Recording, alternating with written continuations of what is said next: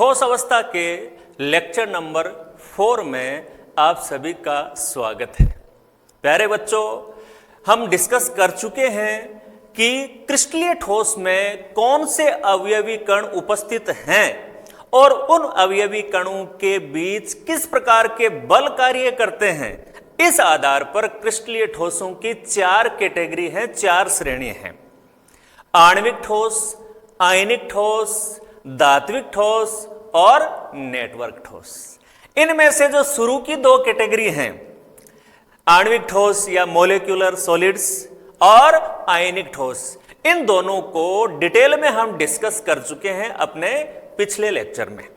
और जो 2 कैटेगरी रह गई हैं वो आज के इस लेक्चर में हम कवर करेंगे और उसके बाद लास्ट में ये जो चारों प्रकार हैं इनका जो कंक्लूजन है या इनका जो कंपैरिजन है उसको एक टेबल के रूप में हम फिर से समराइज करेंगे। तो चलिए स्टार्ट करते हैं। तो अपनी नोटबुक में नंबर 3 लगाकर क्रिस्टलीय ठोसों के जो प्रकार हम पढ़ रहे थे 2 हो चुके हैं, तीसरा नंबर 3 ये डालें आप, धात्विक ठोस, मेटेलिक सॉलिड्स। तो तीसरी कैटेगरी हो गई धात्विक ठोस, मेटेलिक सॉलिड्स। तो नाम से ही पता लग रहा है आपको कि जो धातु परमाणु जिन ठोसों का निर्माण करते हैं वो धात्विक ठोस हैं और दैनिक जीवन में सबसे ज्यादा काम में आने वाले, सबसे ज्यादा जो उपयोगी ठोस हैं वो यही हैं। मेटेलिक सॉलिड्स खूब देखते हैं हम अपने चारों ओर। तो चलिए पहले इसकी स्ट्रक्चर के हिसाब से हम समझते हैं कि भी धात्विक ठोसों की संरचना क्या होती है। तो बच्चों, धातु किसको कहते हैं हम? कौन से तत्व को धातु कहते हैं? देखो, मोटे तौर पर तत्वों को 3 कैटेगरी में बांटा गया, धातु, अधातु और उपधातु। और प्रकृति में जितने भी तत्व अब तक खोजे गए हैं उनमें से मोस्टली, यानी आप कह सकते हैं 80% के आसपास तत्व हैं वो प्रकृति में कैसे हैं? धात्विक हैं, मेटेलिक नेचर के हैं।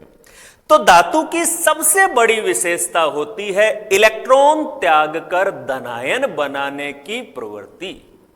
धातु का जो मीनिंग है वो आपको हमेशा ध्यान रखना है कि वे तत्व जो आसानी से इलेक्ट्रॉन त्याग कर धनायन बनाते हैं वे धातु हैं। धनायन से धातु ध्यान में रखेंगे आप, जिनमें धनायन में कन्वर्ट होने की नेचर है वो धातु है। वही डेफिनेशन यहां पर है। देखो क्या कहा गया इसमें कि धातु मुक्त इलेक्ट्रॉनों व धनायनों का संग्रह है। जैसे मान लीजिए कॉपर धातु का एक टुकड़ा है, तो कॉपर के उसमें जितने भी परमाणु है वो सब क्या करेंगे? इलेक्ट्रॉन त्यागेंगे। तो इलेक्ट्रॉन त्यागेंगे तो इलेक्ट्रॉन निकलते ही पीछे जो कॉपर का परमाणु है जिसने इलेक्ट्रॉन त्याग दिए, और इलेक्ट्रॉन त्यागने पर परमाणु किस में कन्वर्ट होता है? धनायन में। तो धातु की स्ट्रक्चर में क्या होता है? इलेक्ट्रॉन फैले हुए रहते हैं और उन इलेक्ट्रॉनों के बीच बीच में कौन होता है? धनायन। क्योंकि परमाणु ने इलेक्ट्रॉन त्यागे तो खुद धनायन में बदल गए। तो ये स्ट्रक्चर होती है एक मेटल की। तो वास्तव में यदि हम धातु या मेटल को देखें तो ये क्या होता है? मुक्त इलेक्ट्रॉनों व धनायनों का संग्रह है। धनायन है जगह जगह उसमें और चारों ओर मुक्त इलेक्ट्रॉन भरे हुए हैं। यानी सबसे बड़ी विशेषता मेटल की कि इसमें नंबर ऑफ फ्री इलेक्ट्रॉन्स, मुक्त इलेक्ट्रॉनों की संख्या बहुत ज्यादा होती है। तो ये डेफिनेशन हो गई बच्चों, धातु मुक्त इलेक्ट्रॉनों व धनायनों का संग्रह है। क्या क्या 2 इकाइयां कौन सी हैं इसमें? फ्री इलेक्ट्रॉन और धनायन। ये जो इलेक्ट्रॉन है, नाम से पता लग रहा है मुक्त इलेक्ट्रॉन का मतलब ये होता है जो गति करने के लिए स्वतंत्र है। ये इलेक्ट्रॉन गतिशील होते हैं और संपूर्ण क्रिस्टल में फैले हुए रहते हैं। ये इलेक्ट्रॉन है, फ्री इलेक्ट्रॉन है, मोबाइल इलेक्ट्रॉन है और पूरे क्रिस्टल में ये मूवमेंट करते रहते हैं। क्लियर है इतनी बात?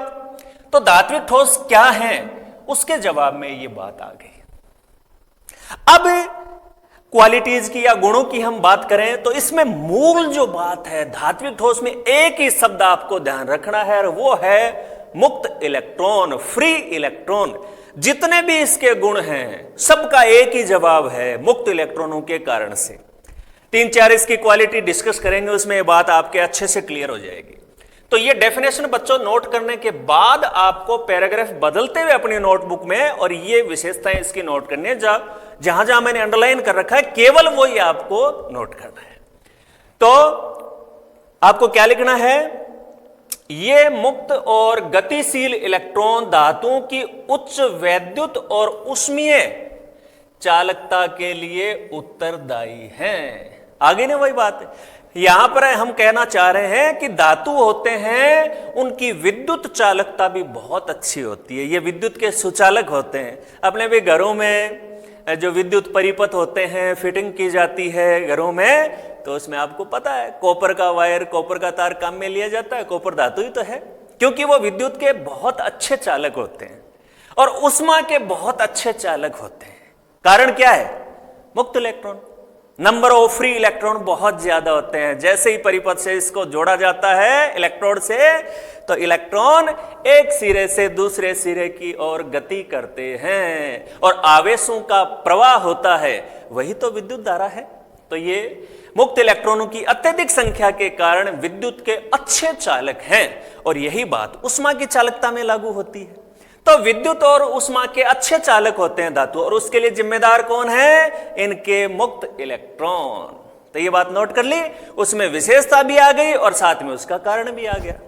अब अगली विशेषता नोट करें, धातु नंबर 1 ये आप लिख लेंगे और नंबर 2 ये लिखेंगे। धातुओं की दूसरी महत्वपूर्ण विशेषता उनकी चमक। जितना मैंने आपको अंडरलाइन कर रखा है वहां से ही आपको लिखना है, वो एक अच्छा मीनिंगफुल सेंटेंस अपने आप बन जाएगा। धातुओं की दूसरी महत्वपूर्ण विशेषता उनकी चमक और रंग है।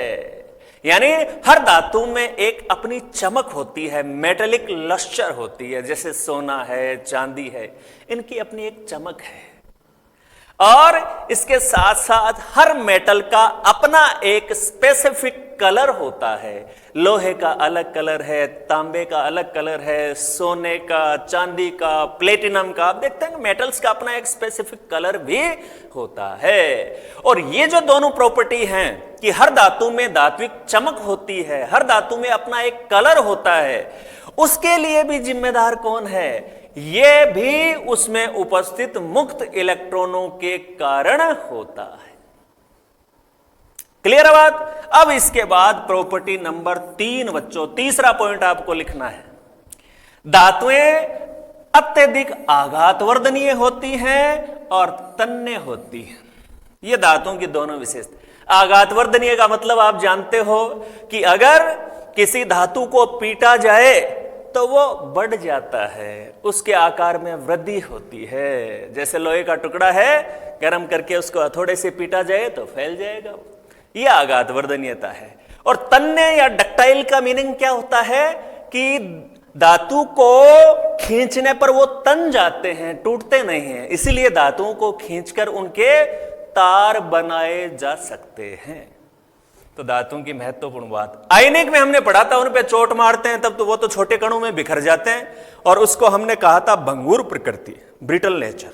धातु में ऐसा नहीं, उस पे आप चोट मारोगे वो फैल जाएगा, आघातवर्धनीय होती, उसको खींचेंगे तो लंबा हो जाएगा, उसके तार बनाए जा सकते। तो तीनों विशेषता क्लियर हो गई। धात्विक ठोस क्या होते हैं, डेफिनेशन आ गई, इसकी 3 विशेषता आ गई, और तीनों का कारण तो एक ही है, मुक्त इलेक्ट्रॉनों की उपस्थिति। अब लास्ट में बच्चों आप एग्जाम्पल नोट कर लें। धातुओं के तो बहुत सारे एग्जाम्पल ऑलरेडी आपके ध्यान में हैं, लोहा, तांबा, सिल्वर, मैग्नीशियम, प्लेटिनम, लगभग जो तत्व आप जानते हैं उनमें से 80% धातु ही है। आवर्त सारणी में भी आपने 11th क्लास में पढ़ रखा है, वो एक सीढ़ी नुमा रेखा जाती है, उसके बाईं तरफ लेफ्ट हैंड साइड के जितने भी एलिमेंट्स हैं वो सारे मेटल्स होती हैं, और उसके राइट साइड में जितने भी होते हैं वो नॉन मेटल्स। तो मेटल संख्या में काफी ज्यादा है, नॉन मेटल्स हैं वो कम है। क्लियर है बात। चलिए अब आगे बढ़ते हैं बच्चों, और आप अपनी कॉपी में नंबर 4 पे ये हेडिंग डालें, चौथा प्रकार अपना, सह संयोजक या नेटवर्क ठोस। सह संयोजक इसलिए कहते हैं कि सह संयोजक बंद होता है इनके बीच में, परमाणुओं के बीच में, और नेटवर्क इसलिए कहते हैं कि सह संयोजक बंधों द्वारा ये सारे परमाणु आपस में जुड़कर एक जाल या नेटवर्क का निर्माण कर लेते हैं। आपस में बहुत सारे परमाणु जुड़कर बड़ा अणु बनाते हैं, विशाल अणु भी इनको कहा जाता है। तो इस वजह से इसका नाम पड़ गया नेटवर्क, क्योंकि नेटवर्क या जाल का निर्माण करते हैं। तो ये हेडिंग डाल लें आप, सह संयोजक या नेटवर्क ठोस, कोवेलेंट सॉलिड्स और नेटवर्क सॉलिड्स। अब इसका क्या मीनिंग है, नेटवर्क ठोस इनको क्यों कहा जाता है, ये डेफिनेशन में बात क्लियर हो जाएगी। अधात्विक क्रिस्टलीय ठोस है ये देखो, ये सबसे इंपॉर्टेंट बात। इसमें जो परमाणु भाग लेने जा रहे हैं बच्चों, जो नेटवर्क ठोस का निर्माण करते हैं, सह संयोजक ठोस बनाते हैं, वो अधात्विक है। जैसे इसमें हीरा ग्रेफाइट, तो हीरा ग्रेफाइट इनमें क्या होता है, कार्बन होता है। तो अधात्विक क्रिस्टलीय ठोस की विस्तृत जो संरचना है, बड़ा जो अणु बनाते हैं, उसमें पूरे क्रिस्टल में निकटवर्ती परमाणु यानी पास पास के जो परमाणु हैं उनके बीच में सह संयोजक बंध बनते हैं, इसलिए इनका नाम है सह संयोजक ठोस। क्योंकि इन अधातु परमाणुओं के बीच में नॉन मेटल्स जो एटम है, अधातु परमाणुओं के बीच में कैसा बॉन्ड बनता है, सह संयोजक, इसलिए इनका नाम है सह संयोजक ठोस। और काफी सह संयोजक बंध बनने से काफी बड़ा अणु बना लेते हैं वो, और इसलिए इसको विशाल अणु मैक्रोमोलेक्यूल कहा जाता है, बड़े आकार का बन जाता है। जैसे हीरा ग्रेफाइट में यही होता है, हीरा में बहुत सारे कार्बन के परमाणु आपस में जुड़कर और बड़ा अणु बना लेते हैं। यह डेफिनेशन हो गई इसकी कि भाई सह संयोजक ठोस या नेटवर्क ठोस क्या होते हैं। तो इसमें आपको यह लिखना है कि अधात्विक क्रिस्टलीय ठोसों की विस्तृत अनेक रूपता संपूर्ण क्रिस्टल में जो पास के निकटवर्ती परमाणु के मध्य सह संयोजक बंधों के बनने के कारण होती है। अब अगर क्वेश्चन में देता है कि नेटवर्क ठोस किसे कहते हैं, तो यहां आगे लिख देंगे इन्हें नेटवर्क ठोस कहते हैं, या कहते हैं सह संयोजक ठोस किसे कहते हैं, तो यहां लिख देंगे इन्हें सह संयोजक ठोस कहते हैं। विशाल अणु पूछे तो आगे आ गया विशाल अणु कहते हैं। बात तीनों का मीनिंग एक ही है, इन्हें मैक्रोमोलेक्यूल्स भी कह देते हैं, इनको सह संयोजक ठोस भी कह देते हैं, इनको नेटवर्क ठोस भी कह देते हैं। ये डेफिनेशन हो गई, नोट कर लिया इसको। चलिए अब डेफिनेशन नोट करने के बाद अब आपको पैराग्राफ बदलते हुए इसकी 2-4 प्रॉपर्टीज, गुणों के बारे में हम बात करेंगे।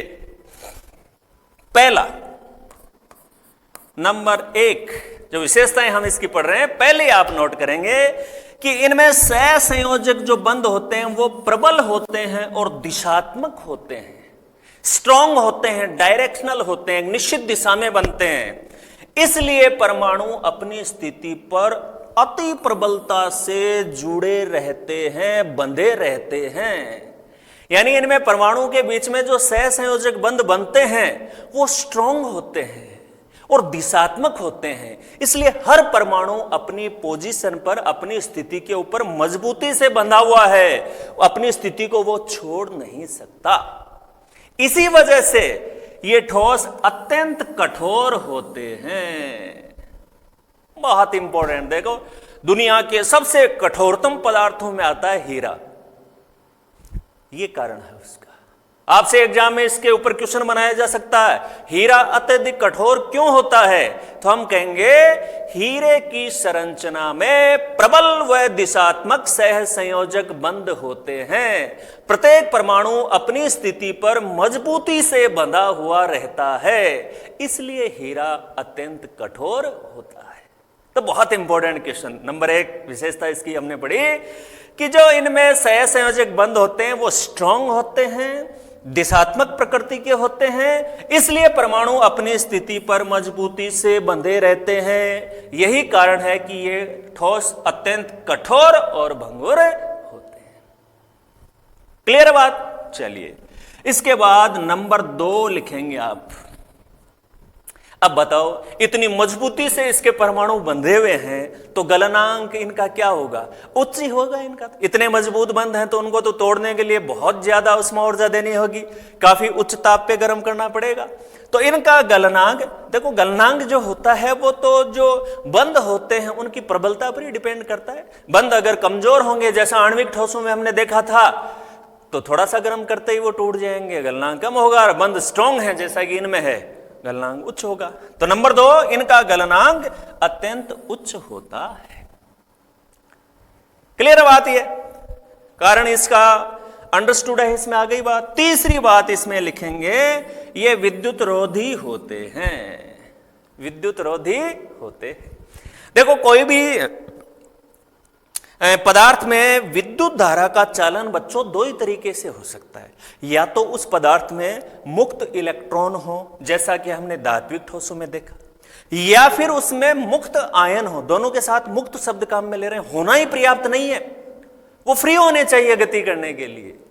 तो धात्विक ठोसों में मुक्त इलेक्ट्रॉन थे, और जो आयनिक ठोस पढ़े हमने, आयनिक ठोस में क्वेश्चन किया था हमने कि जब वो गलित अवस्था में होते हैं या विलयन के रूप में होते हैं तो उनके आयन गति करने के लिए स्वतंत्र होते हैं, और गति करने के लिए स्वतंत्र होते हैं उनको मुक्त आयन कहते हैं। तो या तो मुक्त इलेक्ट्रॉन हो या मुक्त आयन हो, वो तो विद्युत के सुचालक होंगे। अब सहसंयोजक ठोस में कोई सी बात नहीं, न तो इसमें आयन है, मुक्त आयन है, न इसमें मुक्त इलेक्ट्रॉन है, तो ये क्या होते हैं? विद्युत रोधी होते हैं। अब बच्चों लास्ट में आपको क्या करना है? आपको लास्ट में ये तीन विशेषताएं हो गई। अब लास्ट में लिख लें एग्जाम्पल, उदाहरण, हीरा, सिलिकॉन कार्बाइड। ये दो इसमें एग्जाम्पल आप नोट कर दें। नंबर 1 हीरा और नंबर 2 सिलिकॉन कार्बाइड। और एक तीसरा उदाहरण और लिख लें बच्चों आप, और वो है ग्रेफाइट।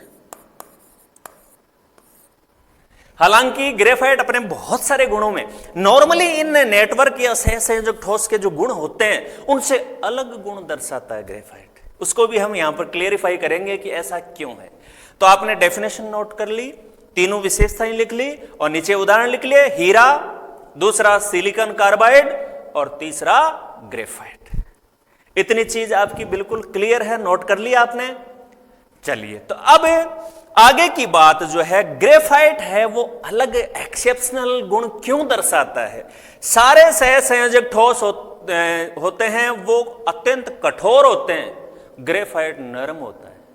बाकी सारे सहसंयोजक ठोस हमने पढ़ा विद्युत रोधी होते हैं, ग्रेफाइट विद्युत का सुचालक होता है। तो बाकी नेटवर्क या सहसंयोजक ठोस के जो गुण होते हैं उनसे विपरीत गुण क्यों दर्शाता है ग्रेफाइट? इस चीज को हम डिस्कस करेंगे, और उसके लिए ग्रेफाइट की जो स्ट्रक्चर है उसको भी हम साथ साथ देखेंगे। तो इतनी बात नोट हो गई अपने, क्लियर है? आगे बढ़ जाऊं मैं? चलिए आगे बढ़ते हैं। इसके बाद बच्चों ये देखिए,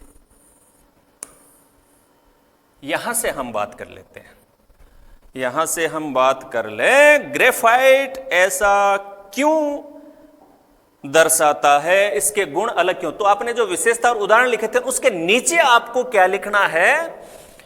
इस तरह से आपको हेडिंग डाल लेना है, अपवाद।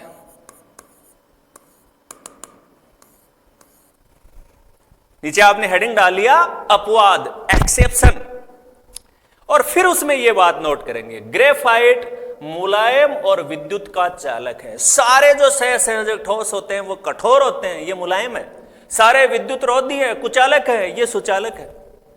ऐसा क्यों? तो अपवाद आपने लिख लिया, फिर आगे ये बात नोट कर ली। अब ये गुण इसमें क्यों है, इस बात को समझते हैं हम। तो ये लिखकर फिर नीचे आपको ये चीज नोट करनी है कि इसमें कार्बन परमाणु परतों में व्यवस्थित होते हैं। ये देखिए, इस प्रकार से कार्बन जुड़कर, ये कार्बन है, ये कार्बन है, कार्बन आपस में जुड़कर देखो, पहले तो 1 2 3 4 5 6 इस प्रकार से 6 षटकोणीय वलय बनाते हैं, और ये षटकोणीय वलय आपस में जुड़कर एक लेयर बना लेती हैं, एक परत बना लेती हैं। ठीक है, ये पूरी परत है, ये पूरी। फिर नीचे इसके ये दूसरी परत है, उसके नीचे फिर तीसरी परत आ जाएगी। इस प्रकार से परत में व्यवस्थित होते हैं। तो कार्बन परमाणु परत में व्यवस्थित होते हैं, और अब ये जो परत बनाते हैं, आप देख रहे हो यहां पर, खुद देखिए आप, जैसे ये एक कार्बन है, कितने अन्य कार्बन से जुड़ा हुआ है? 1 2 3। किसी भी कार्बन को देख लो आप, इसको देखो कितने अन्य कार्बन से जुड़ा हुआ, 1 2 3। और कार्बन में संयोजकता इलेक्ट्रॉनों की संख्या कितनी होती है? 4। कार्बन के बाह्यतम कोश में इलेक्ट्रॉन कितने होते हैं? 4। और उन 4 में से बंध बनाने में कितने भाग ले रहे हैं? 3। हर कार्बन, किसी भी कार्बन को देख लीजिए आप, इस कार्बन को देखिए, 1 2 3 बंध बना रहा है। इसका मतलब उसके संयोजकता कोश में जो 4 इलेक्ट्रॉन है उनमें से 3 तो बंध बनाने में भाग ले रहे हैं, साझे में है वो तो, और चौथा इलेक्ट्रॉन बंध बनाने में भाग नहीं लेता है। और वो किस रूप में रहता है? मुक्त इलेक्ट्रॉन के रूप में, फ्री इलेक्ट्रॉन के रूप में। और वही इसकी चालकता के लिए जिम्मेदार है। बहुत इंपॉर्टेंट क्वेश्चन। तो प्रत्येक परमाणु 3 निकटवर्ती परमाणु से सहसंयोजक बंध बनाता है, हमने समझ लिया, 3-3 के साथ जुड़ रहा है वो। और प्रत्येक परमाणु का जो चौथा संयोजकता इलेक्ट्रॉन है ये परतों के मध्य होता है और ये गमन के लिए मुक्त होता है। समझ गए ना बात को? 3 इलेक्ट्रॉन बंध बनाने में भाग ले रहे हैं, चौथा इलेक्ट्रॉन मुक्त है और यही मुक्त इलेक्ट्रॉन ग्रेफाइट को विद्युत का उत्तम चालक बनाते हैं। तो ये किसका जवाब है? ग्रेफाइट विद्युत का सुचालक क्यों है, इसका जवाब है कि ग्रेफाइट में प्रत्येक कार्बन 3 अन्य कार्बनों से जुड़ता है, चौथा इलेक्ट्रॉन मुक्त इलेक्ट्रॉन के रूप में रहता है। इस कारण से ग्रेफाइट विद्युत का सुचालक होता है। अब दूसरी बात, इसमें मुलायम क्यों होता है, विद्युत का चालक क्यों है, यह बात क्लियर हो गई। अब आप क्या करोगे, पैराग्राफ बदलकर वो जो मुलायम वाली जो बात है इसको लिखेंगे कि ग्रेफाइट में विभिन्न परतें, इसमें थोड़ा सा करेक्शन करूंगा मैं, आपको इस तरह से लिखना है, विभिन्न परतों, और फिर यहां से लिखें विभिन्न परतों के मध्य दुर्बल वांडरवाल बल उपस्थित होते हैं जो आसानी से टूट जाते हैं। और फिर आगे ये लिख लेना आता है, परतें एक दूसरे पर खिसक। देखो इन बॉन्ड की, ये जो डैश डैश के रूप में ये बॉन्ड दिखाया ना, डैश डैश के रूप में, इनकी बात कर रहा हूं मैं। ये वांडरवाल बॉन्ड, ये ऊपर की एक परत है, ये नीचे की परत है, और दोनों परतें, ये एक ऊपर परत है, ये नीचे दूसरी परत है, दोनों परतें आपस में, देखो ये जो बॉन्ड दिखाया ना, ये दुर्बल वांडरवाल बॉन्ड है। और वांडरवाल बंद होते हैं वो तो बहुत कमजोर होते हैं, आसानी से टूट जाएंगे। तो आसानी से टूट जाएंगे तो दोनों परतें उस बलों से ही तो जुड़ी हुई हैं, बल वो बंद टूटते ही दोनों एक दूसरे पर आसानी से खिसकती हैं, सरकती हैं, और परतें एक दूसरे पर खिसकेंगी तो वो ठोस कैसा होगा, चिकना और मुलायम। अतः ग्रेफाइट मुलायम, ठोस और बहुत अच्छी चिकनाई बनाता है। ठोस चिकनाई ये बनाता है। ठोस चिकनाई जो ग्रीस वगैरह वाहनों में, जो बॉल बेरिंग जहां भी काम में आती है वहां पर जो ग्रीस लगाई जाती है ना, ठोस चिकनाई, वो इसी से बनती है। तो इसमें ये चिकनाई का, फिसलन का ये गुण क्यों है, सॉफ्टनेस क्यों है, बात समझ में आ गई आपके? हीरा अत्यंत कठोर क्यों होता है, तो ये तो इनकी विशेषता में ये बात आ गई कि भाई इनके मध्य प्रबल और दिशात्मक सहसंयोजक बंध होते हैं, हर परमाणु अपनी स्थिति पे जुड़ा हुआ रहता है, इसलिए हीरा अत्यंत कठोर होता है। तो ग्रेफाइट नरम क्यों होता है, इसके लिए जिम्मेदार है ग्रेफाइट की संरचना। ग्रेफाइट में परतीय संरचना पाई जाती है और परतों के बीच में, ये क्लियर लिख दिया आपके लिए यहां पर, परतों के बीच में दुर्बल वांडरवाल बंध होते हैं, ये आसानी से टूट जाते हैं और इस कारण परतें, फिर आगे दोबारा से यहां से लिखेंगे आप, परतें एक दूसरे पर सरक सकती हैं और ये ग्रेफाइट को मुलायम, ठोस और बहुत अच्छी ठोस चिकनाई बनाते हैं। तो पूरी बात क्लियर है। तो ये जो हीरा और ग्रेफाइट है उनकी स्ट्रक्चर से ये पूरी बात अच्छे से क्लियर हो जाती है। नोट कर लिया इसको? चलिए आगे बढ़ जाएं। इसके बाद चलो इसके बाद आगे बढ़ जाते हैं। तो इसमें बच्चों आपको कॉपी में नोट करते इसमें हीरा और ग्रेफाइट दोनों की जो स्ट्रक्चर है वो आपको बनानी है। हीरा और ग्रेफाइट दोनों की जो स्ट्रक्चर है बच्चों वो आप बनाएंगे। बहुत इंपॉर्टेंट है ये स्ट्रक्चर आपको बनानी है। स्ट्रक्चर एक बार दोबारा से दिखा दूं, ये स्ट्रक्चर है, ये हीरा के स्ट्रक्चर चतुष्फलकीय रूप से जुड़े हुए रहते हैं कार्बन परमाणु। इनमें जो बेसिक डिफरेंस है बच्चों वो थोड़ा सा और मैं आपको बताना चाहूंगा कि जो बेसिक डिफरेंस है वो क्या है इनके बीच में। बेसिक डिफरेंस इनके बीच में यह है कि हीरा की संरचना में देखो आप, हर कार्बन, जैसे इस कार्बन को ले लिया जैसे, तो ये कार्बन देखो 1 2 3 और 4 बंध बन रहे हैं ना इसके। इसका मतलब इसके प्रत्येक कार्बन के संयोजकता कोष में जो 4 इलेक्ट्रॉन होते हैं, चारों बंध बनाने में भाग ले लेते हैं। तो चारों बंध बनाने में भाग ले लेंगे तो मुक्त इलेक्ट्रॉन नहीं होगा। इसलिए हीरा विद्युत का कैसा होता है? कुचालक। क्लियर बात? चलिए अब ग्रेफाइट में समझ लिया हमने कि ग्रेफाइट में हर जो कार्बन होता है, किसी भी कार्बन को आप ले लें, जैसे इसको लिया तो 1 2 3 ही कार्बनों से जुड़ा रहता है, चौथा इलेक्ट्रॉन मुक्त इलेक्ट्रॉन के रूप में पाया जाता है। तो दोनों स्ट्रक्चर आपको बनानी है। कंपैरिजन के 2 क्वेश्चन हैं। हीरा कठोर क्यों होता है? ग्रेफाइट मुलायम और चिकना क्यों होता है? हीरा विद्युत का कुचालक क्यों है? ग्रेफाइट विद्युत का सुचालक क्यों है? तो चालकता वाली बात है तो हीरे में मुक्त इलेक्ट्रॉन नहीं है, ग्रेफाइट में मुक्त इलेक्ट्रॉन है। कठोरता और नरमता की बात आएगी तो ग्रेफाइट में प्रत्येक परमाणु प्रबल और दिशात्मक बंध से अपनी जगह बंधे हुए हैं। ग्रेफाइट में परतीय संरचना, उनके बीच में दुर्बल वान प्रबल बंध आसानी से टूट जाते हैं, इसलिए मुलायम। क्लियर बात? बिल्कुल। चलिए अब बच्चों लास्ट में अपन क्या करेंगे कि ये जो क्रिस्टलीय ठोस के 4 प्रकार पढ़े हमने, उन चारों को एक जगह एक टेबल में समराइज किया गया है, वहां तुलना भी हो जाती है और इजीली उनको याद भी रखा जा सकता है। क्विक रिवीजन के लिए टेबल में ये जो चारों पढ़ी हमने, जितनी विशेषता पढ़ी, उन्हीं को एक टेबल के रूप में एक जगह लिया गया है। तो उस टेबल को हम फटाफट देख लेते हैं। बस ये देखिए, ये आपकी टेबल है यहां पर। तो इसमें सारे जो अपने पास ठोस हैं, ये टेबल लास्ट में बच्चों आपको बना लेनी है। क्या क्या बताया गया इस टेबल में? फटाफट रिवीजन करने के लिए ये बहुत उपयोगी है। सारी बातें इसकी पढ़ चुके हैं हम, नया कुछ भी नहीं है, लेकिन इतनी जो अलग अलग गुण पढ़े उनको एक जगह इकट्ठा करके लिखा गया। जैसे आणविक ठोस है, हमने पढ़ रखा है, 3 तरह के होते हैं, अध्रुवीय, ध्रुवीय, हाइड्रोजन आबादी, को एक जगह लिख दिया। और उनमें आणविक ठोस हैं तो अवयवी कण तो सबके अंदर अणु ही होंगे, ये विशेषता पहले सबसे पहले यही लिखा था हमने।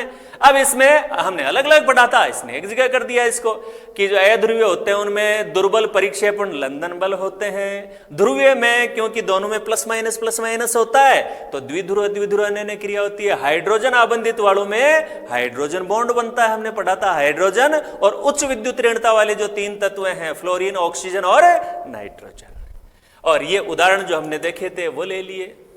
और आगे जो विशेषताएं हैं कि भाई ये सॉफ्ट होते हैं क्योंकि बंध दुर्बल हैं, ये भी सॉफ्ट होते हैं। हाइड्रोजन आबंधित वालों में कठोरता पाई जाती है। ये सारे गुण, इसकी प्रॉपर्टीज, ये सारी हम पढ़ चुके हैं। लेकिन लास्ट में टेबल बनाने से जब हम रिवाइज करते हैं, सारे गुणों को पढ़ा हुआ अपना डिटेल में रिवाइज करते हैं, तो ये टेबल जो होती है वो कम समय में फटाफट रिवाइज करने में अपने लिए काफी हेल्पफुल होती है। इसलिए आपको इस टेबल को अच्छे से नोट करना है। ठीक बात है? चलिए तो इस टेबल को थोड़ा सा मैं छोटा करके पूरा दिखा देता हूं। इसका स्क्रीनशॉट ले लें आप, और इस टेबल में जितनी भी बातें हैं, प्रकार, उनमें अवयवी कण कौन है, अणु है, आयन है, धातु है, अधातु है, क्या है, कैसा बल होता है उनके बीच में, और उदाहरण उसके कौन से हैं, उसकी विशेषताएं क्या हैं, ये सारा इसमें आ गया है। दिखलाना आराम से, स्क्रीनशॉट आप ले लेंगे। उसके बाद आप जब इसको जूम करेंगे तो पूरे बड़े आकार में आपको आराम से दिख जाएगी। दिख रही है ना? लो, अब ले लो इसका स्क्रीनशॉट आराम से, सारी आ गई है इसमें। तो आज के इस लेक्चर में केवल इतना ही। इसी प्रकार से पूरा मन लगाकर आप पढ़ते रहें। मिलते हैं नेक्स्ट वीडियो में।